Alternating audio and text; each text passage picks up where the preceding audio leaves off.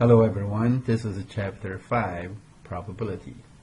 In this chapter we shall talk about random experiments, the definition or concept of probability, the rules of probability, independent events, contingency table, and counting rules.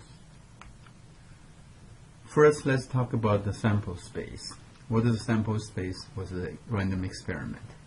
A random experiment is an observational process whose results cannot be known in advance. A good example of that would be when you flip a coin, you do not know you can get head or tail on top, and that is a random experiment because we do not know the results or outcome before we flip the coin or before the coin is flipped. Right? And when you roll a die, the same case. It's also a random experiment. And the outcomes, the set of all outcomes in the sample space, it is called the sample space for the experiment. It's denoted by a capital S, the letter S. For example, if you flip a coin, right, what are the outcomes? You can get a tail or a head. So both tail and head are, the sample space for this experiment. A sample space with a countable number of outcomes is discrete, such as flipping a coin. You have only 2 outcomes that's countable. If you roll a die, you have 6 outcomes because there are 6 sides of a fair die, and that is countable, and that's discrete as well. Okay? The sample space and random example. Let's look at the single row of a die. What the sample space is. The S or sample space is 1 or 2 or 3, 4, 5, 6, and that's all the possible outcome because there are only 6 sides of die. Okay. But what if you roll 2 dice at the same time? When 2 dice are rolled, the sample space is in the following pairs, as seen on this page, right? Because, for example, the first die you could have 1, then for the second die you could have 1, or have 2, or have 3, or 4, or 5, or 6, right? That's if the first die rolls out a 1, you can have 6 possibilities for the second die. But what if your first die you get a 2? You also get 6 possibilities for the second die to be 1, 2, 3, 4, 5, or 6. And same with the first one being 3, or first one being 4, first one being 5, or first 5 being 6. So altogether, we have 36 total outcomes for rolling 2 dice at the same time. And that's the total sample space. Okay. And what if the outcome is a continuous measurement? And then we cannot just say, because it's a continuous measurement, there's an unlimited number of outcomes there. So we cannot just say, what the outcomes are. We cannot list them all. But we can actually describe them by a rule. Right? For example, the sample space for the length of a randomly chosen cell phone calls would be between 0 and x, or any number, right? Of course, you have to, for the length of cell phone call, you have to be, you have to make the call connected, and then start talking, and that is starting from 0 minutes, and up to how many minutes? Well, up to whatever minutes you want to spend on the phone. So the sample space can be written as S, the sample space of the length of cell phone call, equals x such that x is larger than or equal to 0. And that will be the rule to describe this continuous measurement of length of cell phone call. Now, what is the sample space of space for a student's GPA? You are a student, you know that your GPA could be between 0 and 4, right? If you know 8 students, you get 4, right? If you get an F on all your courses, you get 0. So the GPA that could be anywhere between 0 and 4. So we can describe this sample space of GPA as equal to x is between 0 and 4.00. That's sample space for GPA. Let's give more definitions here. Events, random experiment and events. An event is any subset of outcomes in the sample space. A simple event or elementary event is a single outcome. So for the case of flipping a coin, an event is getting a head or getting a tail. And that both of them are also simple event or elementary event. A discrete sample space S consists of all the simple events included there, right? So that's like for this, for example, the sample space for this discrete sample has E1, E2, E3 all the way through En. That's all is simple events. Many different compound events could be defined. For example, the compound event or event A of rolling 7 or lucky 7 on row of 2 dice consists of the 6 simple events. If you ever go to a casino, you know that when you roll 2 dice, you could get the lucky 7 or 7. That's the total number on the 2 dice together, and you win something. So how do you get the 7? How do you roll the 7? You can go by having the first die as 1 and second as 6 to get a 7. You could get the first one as 2 and second one as 5 to get a 7. 3, 4 will get you a 7, and 4, 3. Now, notice 3, 4, and 4, 3 are different. This 3 is for first die. 4 is second one for second die. This 4 here is for the first die, and 3, 4 is second die. So 4, 3 gets you 7. 5, 2 will get you 7. 6, 1 will get you 7 as well. So there are altogether 6 simple events where you can get a 7, rolling a 7 to win some money there. Right? Now we're ready to define our probability. Now what is the probability then? The probability of an event, a random example, random event, is a number that measures the relative likelihood that the event will occur. Right? Basically, the probability describes how likely this thing is going to happen. Right? The probability of event A, we denote that as PA, right? Must lie within the interval of from 0 to 1. That's by definition. So if it's 0, the probability is 0, then the event cannot occur. It must not occur. And the event is 1, a PA is 1, then we say the event is certain to occur. Right? So by definition, the probability has to be between 0 and 1. In the discrete sample space, such as flipping a coin or rolling a die, the probabilities of all simple events must sum to unity or must sum to 1. Now why is that? Because this is, for example, the probability of this whole total sample space and this probability here for this is the sum of the probability of the event 1 plus probability of event 2, all the simple events, all of them from 1 through n, and add up to 1. And why do they have that add up to 1? Because that's all the possibilities. All the possible ways the events can take place. In the case of flipping a coin, for example, we will have 2 events, P1 and P2, PE1 and PE2. Right? PE1, let's say, is the probability of getting a head. PE2 will be the probability of getting a tail. Right? And of course, we know the probability of getting a head and tail added together must be 1 because that's all the possibilities.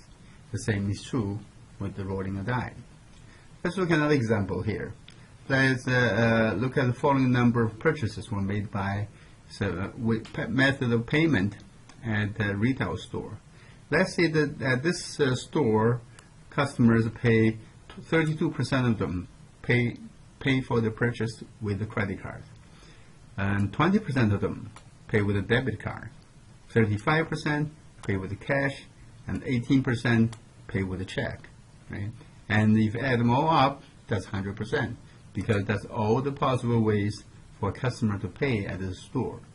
Now, we can translate that into probability. So if 32% of customers are paying with a credit card, we can expect the next customer coming in, the probability that he or she will pay with a credit card is 0.32. That's 32%. Right? The same we can do for debit card, cash, or check. The probabilities are 0.2, 0.35, and 0.18. When you add them all together, it's 1.0. That, again, that's all the possible ways for a customer to pay at this retail store. Okay? Now, how do we calculate probability? There are two basic approaches. The first one is the empirical approach. That is, use the empirical or relative frequency approach to assign probabilities by counting the frequency of observed outcomes defined on the experimental sample space. For example, now what is the default rate on student loans? Now, how do we know the probability? Well, we can do it, P, a student defaults. That probability is defined by the number of defaults. Okay? We can count them, how many defaults, and number of loans outstanding, total number of loans outstanding. And the ratio will give us the probability of student default rate. Now, this is the empirical approach of calculating the probability. And there is also a law of large numbers. The law of large number is an important probability theorem that states that a large sample is preferred to a small one. This may sound very kind of silly or self-explanatory, but that is true, right? For example, if you flip a coin 50 times, we would expect the proportion of heads to be near 0.5. You may say if you flip a coin for 2 times, you may get, no heads, just 2 tails, right? You flip 10 times, you could possibly get no heads, all 10 tails. But if you flip more and more, if you flip 50 times, the chances of getting heads at 50% of the chance is pretty good, right? So, however, in a small and finite sample, any ratio can be obtained, as I just said. So, a large number may be needed to get close to 0.5 in the case of flipping a coin, right? Another approach of calculating probability is classical approach. In this approach, we envision the entire sample space as a collection of equally likely outcomes. Instead of performing the experiment, we can use deduction to determine the probability. We use theory, logic to calculate. A priori refers to the process of assigning probabilities before the event is observed. A priori probabilities are based on logic, not experience. Basically, from logic, from deduction, from theory, we can kind of know the probabilities beforehand. Okay.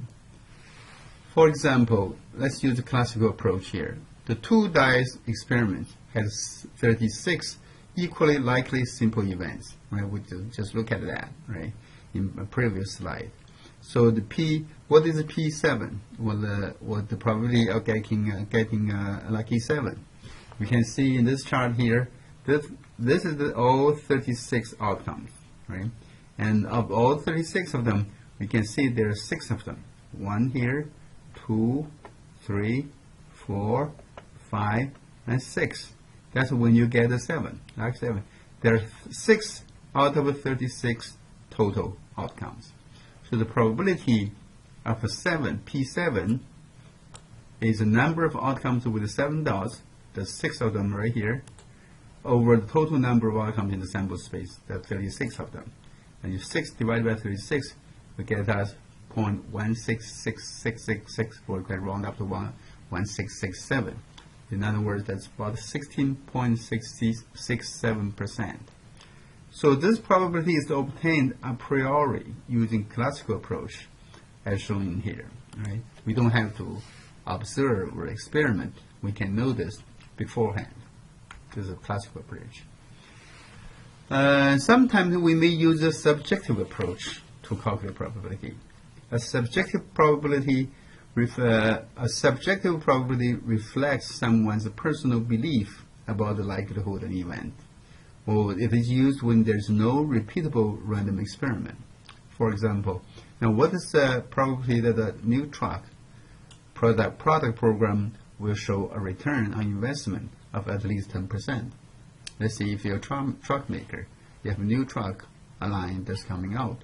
Now, what is the chance that you can make some money, have a good return on investment, right? That you cannot really calculate using classical approach or the empirical approach, but we can use a subjective approach that someone, an executive that's really experiencing the automobile industry, might be able to tell you. The next one, what is the probability that the price of Google stock price will rise within the next 30 days? Again, that's also a subjective approach. Someone with a lot of good information, good knowledge about the financial market might be able to tell that. Okay? Next, let's talk about the rules of probability. The first, let's give some definitions. Complementary event. What is a complementary event? The complementary event A is denoted by A plum right here, and it consists of everything in the sample space S except event A. Basically, if in this event diagram here, if the blue circle is event A, and everything else, this yellow area here, that's A plum, that's A complement, right? Basically, if this, let's say, if you use example of flipping coin, if A, the blue circle, is getting ahead, then A plum, or its complement, is getting a tail, right? Since A and A plum together comprise the entire sample space, the PA plus PA plum, the probability of A and the probability of A plum added together must equal 1, right? That we can envision. Or if we move this PA plum to the right, we can, or to move this PA to the right, we can say that and change the sign, then PA plum or PA complement equals 1 minus PA. And that's how we can calculate the probability of a complement event. Another definition is the union of two events. The union of two events consists of all outcomes in the sample space S that are contained either in event A or in event B or both. We use this kind of like sign, like a U-shaped sign, AUB, or let's call it AUB, or A or B, right? And you can pronounce this, read this as or, right? And to denote the union of two events. Basically, this union of two events is the event that A happening, or B happening, or both happening. So in this Venn diagram here, so what is union of two events? Basically, is this whole, I call this a binocular shaped things object here. If you look at my cursor, this is what it is, right? It's either A or B or both. Now this area here, that's the probability of the union of the two events A and B. Okay? The next concept is the definition. Definition is the intersection of two events. The intersection of two events A and B, here in blue and green circle, denoted as A, this, or B. A, you can read as and B, A and B, is the event consisting of all outcomes in the sample space that are contained in both event A and event B. Now, this area here, we talk about here, A and B is actually this little, look at my cursor here, the little like a fish-shaped or olive-shaped, or I'm sorry, football-shaped thing in the middle, right? This area here. That's the intersection of events A and B, and that's A and B, and that's the probability. This is the joint probability of two events. Okay? There is a general law of addition that basically says that the union of the two events A and B, right here, union of two events, equals the probability of PA, the first event, plus probability of PB, the second event, minus is PA intersection B. Right? Basically, the union of two events, that's this binocular shaped thing here, equals A, PA, the purple circle, plus PB, the green circle, and then minus PA or B, A and B, sorry. Okay? That's the intersection. Okay? Let's take an example here using the general law of addition. If you play cards, you know how many cards are there in the deck? You have 52 cards, right? 52 cards. Sometimes also you may have 54 if you add a big joker and small joker, right? If you take out the jokers, you have 52 cards. There's four suites. You know, you have heart, spade, diamond, and club, right? Now, what is the probability of PQ? Let's say queens. You know, if you draw a card from a deck of 52 cards, what is the probability of getting a queen? And we know there are 4 queens in the deck, right? And the Q is a queen, queen is Q, right? So the probability of getting a Q, getting a queen, is 4 out of 52. Okay?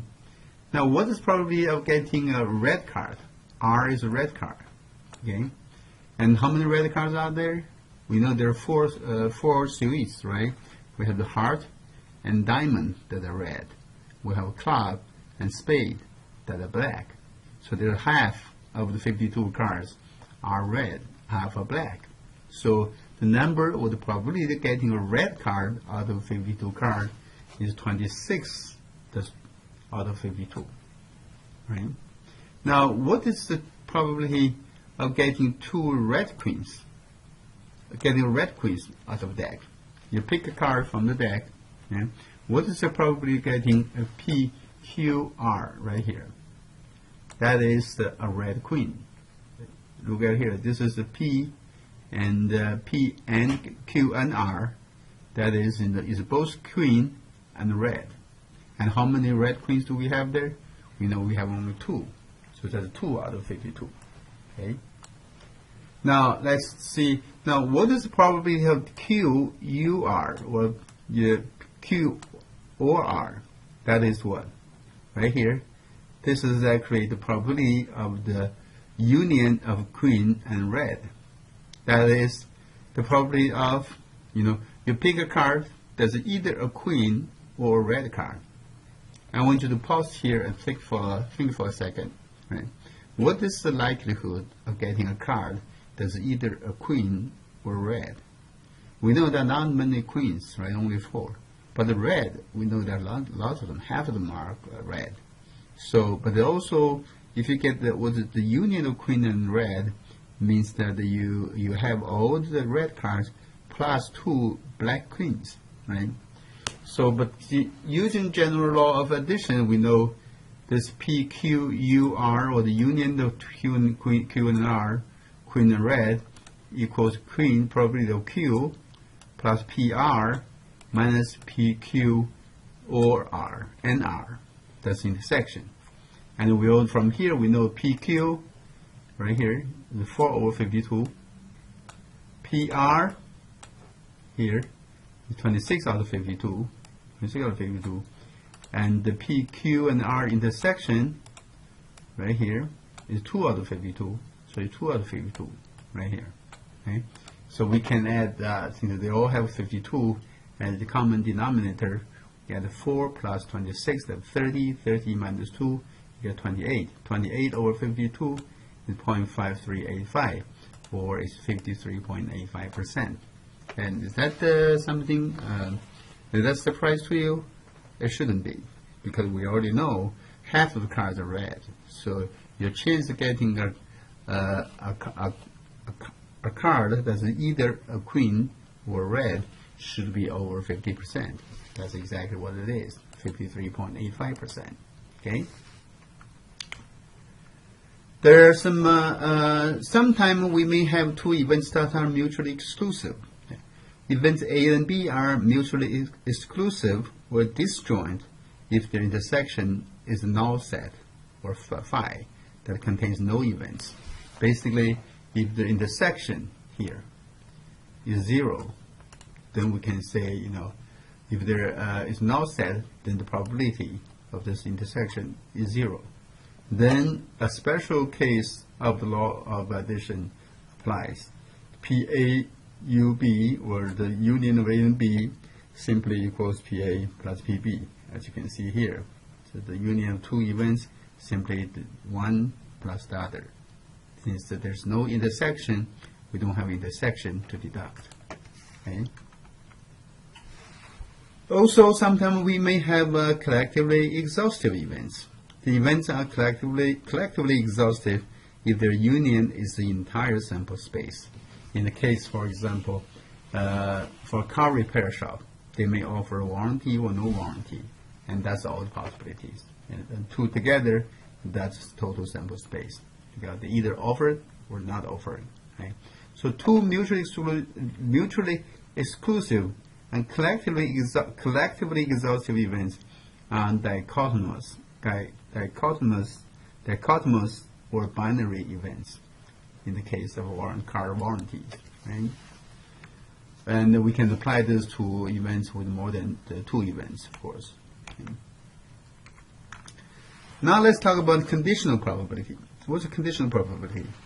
The probability that event A given that B has occurred is called the conditional probability of A given B.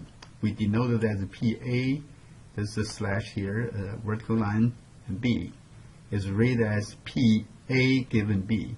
Now that's the probability that assume if B happens, the probability of A happening as well is the conditional probability of A given B. And how is that calculated? PA given B equals this part here on top. Now what is this? This is the intersection of A and B over PB, or the second event, probability of the second event. Right? Now let's look at more how we come up with this. Why is that the case? If you think about this logic here of this formula, we can look at this Venn diagram here, right? The sample space is restricted to B, an event that has occurred, because this is a conditional probability that B has taken place already. So this green circle is the total probability. And then we look at the conditional probability that is given B is happening. Now what is the probability that A is happening as well? Right? So the only place that B is happening, that's in the green circle. And the area that the A is happening as well is the little shape, this shaped here, fish-shaped area in the middle. Look at my cursor here. Okay? Now that is what? What is that? That's exactly the intersection that we just talked about. So that's PA intersection B. A and B, right? So the probability or conditional probability of A given B is simply this area here over the total of B. That's how this equation comes into being. Okay. Let's look at some applications here, the rules of probability. Let's look at some examples here. In high school, let's talk about high school dropouts. Of the population ages 16 to 21 and not in college, those people 16 to 21 not in college, at this age you're supposed to be in college, right? Normally, you are in college. Of people who are not in college, 13.5% of them are unemployed. Okay? And then we know also of this population, 29.5%, 05% of them are high school dropouts. And what is the unemployment rate of high school dropouts? It's the 5.32%. Okay? Now the question is then, what is the conditional probability that a member of this population is employed, given that the person is a high school dropout? Basically, we want to know if the fact that the person is a dropout is going to have an impact on the person's probability of getting a job, right? On employment. Right? Now, how do we calculate that? We can use conditional probability. Right? If let's define that U as the event that the person is unemployed, and D to denote the event that the person is a high school dropout. Now, what is PU? PU, look at the previous slide, is 13.5%, 0.1350. What's PD? Look at previous event, 29.05, so it's 29.05 here. Now, what is the PU and UND? You can see the person is being high school dropout and unemployed is 5.32%. Right? So PU and D, this intersection is 0.0532, 5.32%. Now, what is the conditional probability of U or unemployed given the person is D, is dropout? Right? Now that equals this intersection over PD, or 0.0532 over 0.2905. Okay? That gives us 0.1831 or 18.31%. That means, if someone is a high school dropout, the chances of this person becoming unemployed is 18.31%. And now that is what? If you look at the population, we know that's 13.5%. Now, being a high school dropout actually increased one's chance of becoming unemployed. So, high school dropping out of high school and becoming unemployed are related. Let's look at some independent events. Right? Event A is independent of event B if the conditional probability PA given B is the same as the marginal probability of PA. Right? If that's the case, we say that the A is independent of B. Okay? So in gambling, sometimes you see people using the word odds, or odds against, or odds in favor. Now, how is the odds calculated? Basically, the odds of event A is the PA over PA plum, or PA plum, that's a complement, we know is 1 minus PA. So PA over 1 minus PA, excuse me, we get to the odds in favor of event A. Now, what is the odds either against event A? That is the PA plum over PA, or 1 minus PA over PA. Okay, that's odds against. So just so you know how it's calculated. Okay, let's say odds event. If the odds against event A are quoted by as B to A, then implied probability of event A is A over A plus B. For example, if a racehorse has a 4-to-1 odds against winning, the P of winning, probability of winning, is A over A plus B, or 1 over 4 plus 1, or 1 over 5, or 20%. Okay? That's the odds against winning. Okay? There is a multiplication law for independent events. The probability of n independent events, n is number from 0 to 1, 2, 3, to up to n, that occurring simultaneously, where P, A1, A2, A3, that is all the events, independent events taking place at the same time, is PA, the first one, times the probability of second one, A2, plus times probability of third one, PA3, and all the way to PAN, the last one, right? Let's give an example here. Suppose that you have web servers. Now we all are using computers, and we visit websites where we use the computer server for our email system from the university. Okay? And let's say, suppose the website has 2 independent file servers. Each server has a 99% reliability. Now, what is the total system reliability? Okay? If F1 is the event that server 1 fails, F2 is the event that server 2 fails. Basically, we care, when we care about this, what if both servers fail at the same time? That would be bad. If not, if only one of them fails, at least we have another server that's working, so we should be fine. Okay.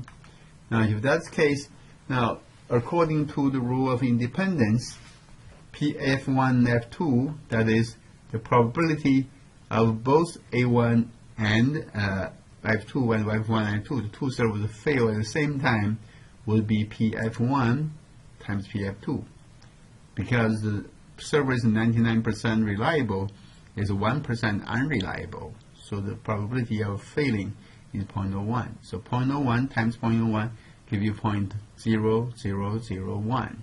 So the probability that both servers are down at the same time is 0.0001. Okay? And now probability, what's the probability that at least one server is up then?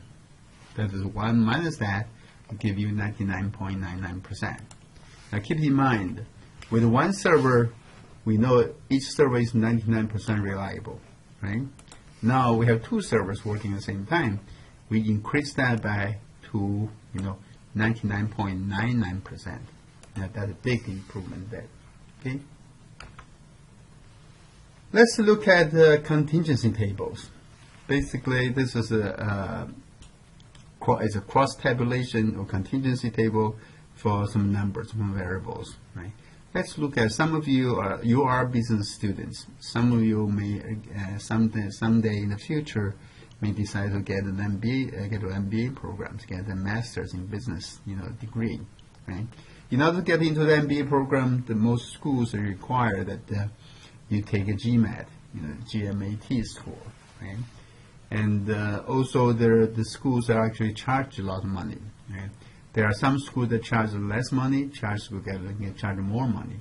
So the tuition could be low, T1, under 40,000 for the program, or medium 40 to 50, or high over $50,000. And once you finish your MBA, you normally can get a gain in salary. The gain could be small, like under 50,000, or medium 50 to 100,000, or large, that's over 100,000. If you count, let's say, all the schools, like 67 top-tier MBA programs, we found 5 schools has a low tuition and low salary gain. 10 schools has medium gain, low tuition. 1 school has large gain, low tuition. And for medium and high tuitions, all have these numbers here. The total of 67 schools, right? Of course, as a student or anyone, we want to spend less and gain more, right? So we're hoping to spend less on tuition, get more again on salary. That's what we want. So, but the question is, will we be able to get that? What is our probability of paying a low tuition and gain a large salary? We can do some calculation here on contingency table to get that.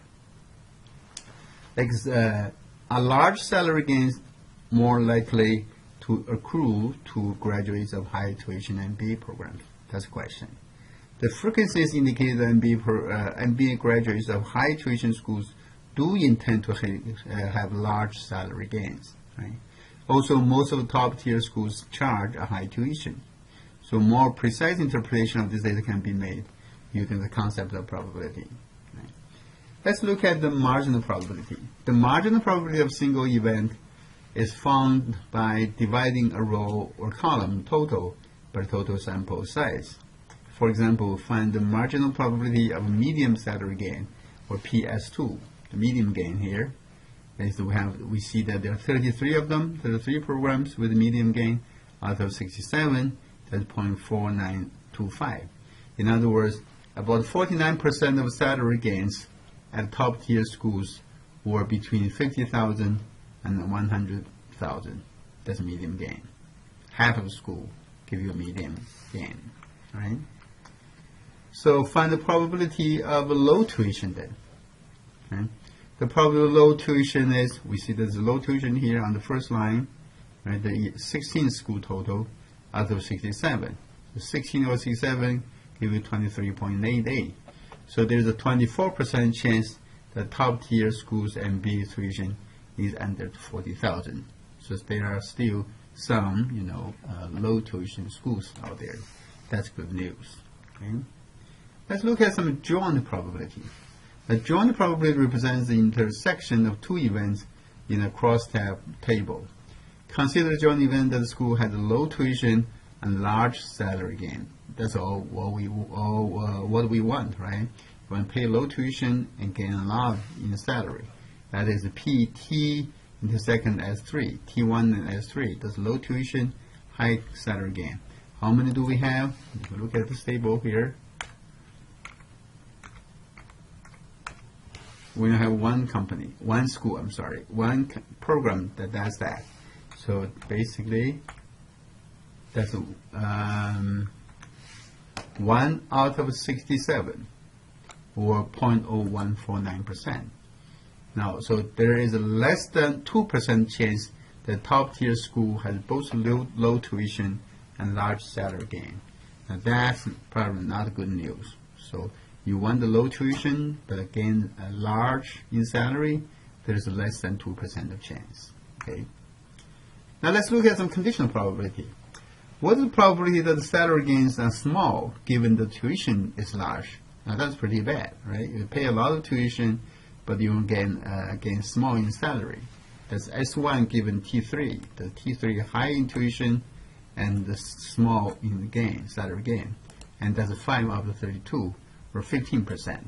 And that's pretty bad. For 15% chance, you pay a lot of money and not gaining a lot. Okay. So, and also since PS3 given T1 is 1 out of 16 or 6.25%, and PL3 is 0.25, and we know the S3 and T1 are dependent on each other. In other words, the large gain in salary and small tuition are dependent on each other. Okay? So we can calculate the relative frequencies of resulting probabilities of all of them. Let's see here, this one here is PT1 and S1, that's 5 over 67, or 7.46%. The PS1, right here, PS1 is 0.2537. T2 and S2, right here, right, is 11 out of 67. T3 and S3 is right here, 15 over 67. And P2 is 19 over 67. We can calculate all those frequencies, okay, in a table. Now let's talk about some fundamental rule of counting rules. Basically, if event A can occur in n1 ways, and event B can occur in n2 ways, then event A and B can occur in n1 times n2 ways, right? In general, if m events can occur in n1 times n2 times n3 all the way to nm ways. Okay. Let's take a look at an example to give you a better idea. You know, companies or retail stores use SKU numbers to label their merchandise. Now, how many unique stock keeping unit or SKU numbers labels are needed for a hardware store? By using 2 letters and 4 digits, 4 numbers. Letters from 8A to ZZ, of course, right? And numbers from 0 to 9. For example, they may use, if they use 2 letters here and 4 numbers, right? Use AF1078 for hex head 6 centimeter bolts, about 12. That's one item on the hardware store shelf, right? And RT4855 means a lime away cleaner, 16 ounce, etc. Okay. For the first item, first place here, for this letter here, we can have from A to Z 26 different ways. For the second letter, you can have 26 ways as well, 26 letters. For the first digit, we can have from 0 to 9, that's 10 different ways. And that's same for all the rest of 3 digits. So basically, how many ways can we have different combinations? We can have 26 times 26 times 10 times 10 times 10 times 10. That's 6.7 million, 676 million unique different labels. Now that's probably good enough for a hardware store like this. Okay? Factorials. Let's have a factorials. You might have learned this before. A factorial is the number of ways that n items can be arranged in a particular order. That's n factorial. N factorial is calculated as n factorial equals n times n minus 1 times n minus 2 times n minus 3, and then continue until the last one is 1. Okay? Because let's say the 3 factorial will be 3 times 2 times 1. 4 factorial will be 4 times 3 times 2 times 1. Okay. Factorials are used for counting the possible arrangements of any n items. There are n ways to choose the first, n minus 1 ways to choose the second, and so on and so forth. Okay. Let's say, let's give an example here. A home appliance service truck must make 3 stops, A, B, C.